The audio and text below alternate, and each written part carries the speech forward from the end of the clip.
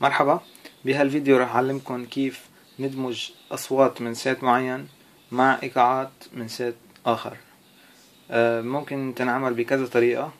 أنا راح أعملها بطريقة معينة مثل ما راح تشوفوا. أول شي بنعمل factory restore. بنروح على media utility factory restore، بنحط execute وبنرجع بنحط yes. بس أنا ما راح أعملها هلا لأنه عملتها قبل الفيديو. بعد ما يخلص الفاكتوري ريستور بيقلك تطفي الجهاز، تطفيه ترجع بتدوره. بعد ما تدوره بتروح على ساوند اديت، ترجع بتروح على منيو، ترجع بتروح على user PCM samples وبتعمل delete all user PCM samples ويس. انا عملت له delete قبل مشان هيك كانوا صفر already. بس انتو بيكون عندكم اصوات بيمحيون كلهم من الرام.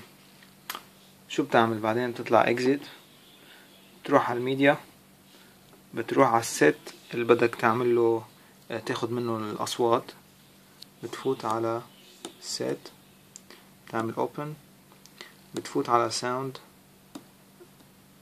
open، تحط user 1، ترجع بتعمل load وبتقله اوكي بيعمله. بس انا ما بدي اعمله هلا. بترجع بتحط على user 2 load وكمان بتعمل له اوكي بفوته. ما بتعمل الدرام كيت لانه هيدي للايقاعات الموجودة بهذا السيت. رح نحن نعملها من السيت الثاني. هيدا السيت شو بعد بدنا منه؟ بدنا البرفورمانس. البرفورمانس مثل ما هو، ما بتفوت عليه، بتطلع مثل ما هو هيك، بتعلمه بتعمله لود كله بينزل هيك. بنكون نقلنا الاصوات. اما الايقاعات بنروح على السيت الثاني، نعتبر هيدا هو السيت الثاني، بنعمل اوبن، بنروح على ستايل، نعمل لود للستايلز كلهم من السيت الثاني، بنفوت على ساوند اوبن، نعمل لود للدرام كيتس كلهم من السيت الثاني. بعدين شو بنعمل؟ بنجرب ساعتها بنفوت على الستايل بلاي وبنفوت على الايقاعات اللي نزلت مثلا، وبنصير نجربهم نحن. هلا في اوقات الايقاعات بتكون تستعمل جيتار من اليوزر ساوندز، هيدا بيكون ما نزل معنا. كيف بنعرف نحن؟ بنجرب الايقاع، اذا طلع صوته مش مزبوط، بيكون مثلا نحن حط في صوت مثلا ترومبيت محل الصوت اللي هو متوقع انه يكون فيه جيتار. شو بنعمل نحن؟ كيف بنعرف؟ لما اول ما نسمع الايقاع منه عم يشتغل مزبوط، بنروح على تراك سيلكت، بنشوف مثلا هون حيلا واحدة من هودي بده يكون حاطين على الفوليوم. بس نشغل الايقاع بتشوفوا اللي عم يشتغلوا عم بيضووا اخضر. بس نشغل الايقاع مثل ما شايفين هون، هاي بيشتغل اخضر. لا هيدي ما اشتغلت. على كل حال ممكن يكون في صوت من هون من الاصوات مكتوب عليه مثلا user 1 او user 2. اذا هيك شفتوا يعني هيدا عم بيستعمل صوت من الاصوات الموجودين بيوزر 1 او يوزر 2. ممكن يكون في مكان الصوت ممكن يكون فارغ حسب السيت اللي نزلناه، او ممكن يكون في صوت مش الصوت المطلوب.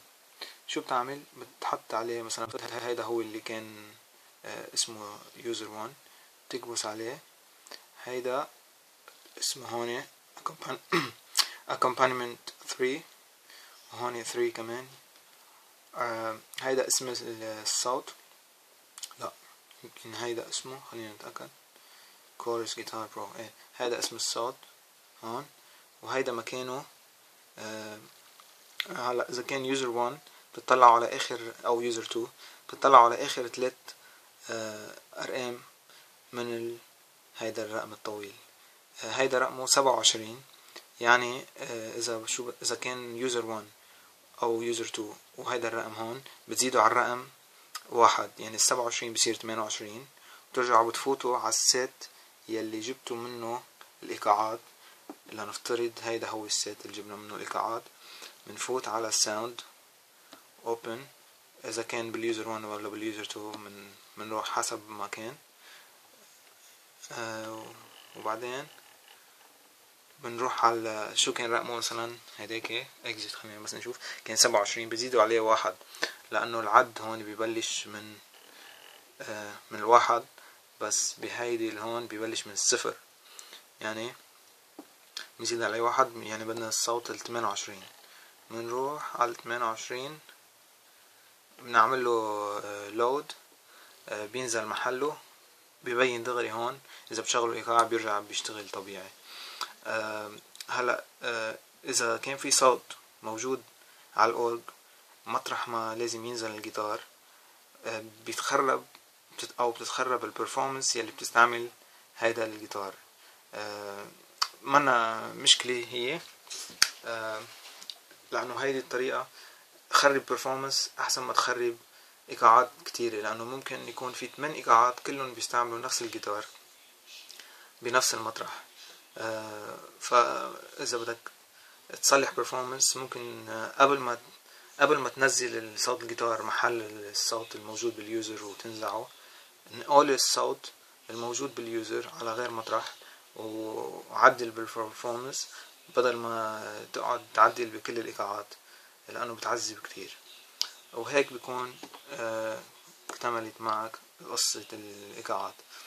أما هيدي الطريقة ما بتشتغل إذا كان الإيقاعات يلي عم تجيبها بتستعمل لوبس أو ربطات، يمكن اسمها بالعربي ربطات، من اليوزر ساوندز، لأنه نحن مثل ما شفتوا بالأول أخذنا اليوزر ساوندز من السيت يلي فيه الأصوات، مش من السيت يلي فيه الإيقاعات. يعني إذا في شي ربطات لوبس بالسيت يلي فيه إيقاعات وهيدا الإيقاعات تحتاجها، ما رح تشتغل الإيقاعات بطريقة صحيحة.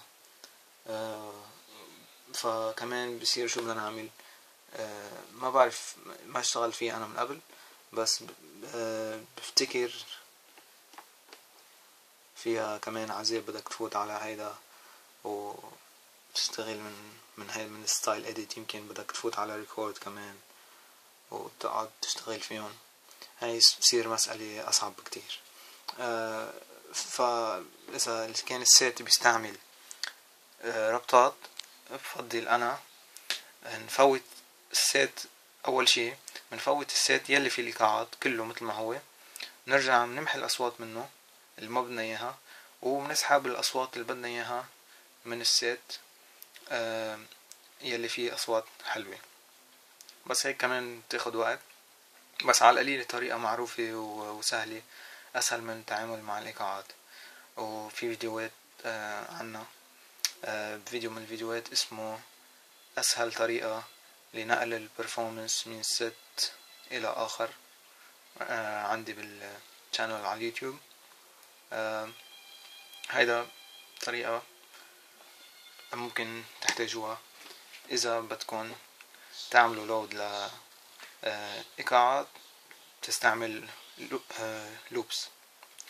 وإن شاء الله هالفيديو يكون فاتكن، وإذا عندكن أي أسئلة اكتبوها بالكومنتس، وأنا إذا شفتها برد عليها.